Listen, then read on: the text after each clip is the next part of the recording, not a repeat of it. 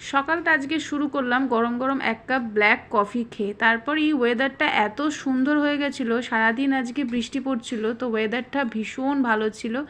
তো সকালবেলা আমি ভাবলাম যে ব্রেকফাস্টটা কমপ্লিট করে নেওয়া যাক, তো ব্রেকফাস্টে আমি খেয়েছিলাম আপ্পে।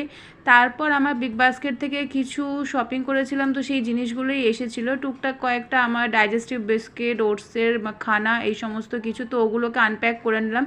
দেন দুপুরবেলা লাঞ্চ করতে বসলাম। আমার এটা ছিল অয়েল ফ্রি চিকেন, আর তার সাথে রাইস, আর তার সাথে একটা কাঁচা লঙ্কা।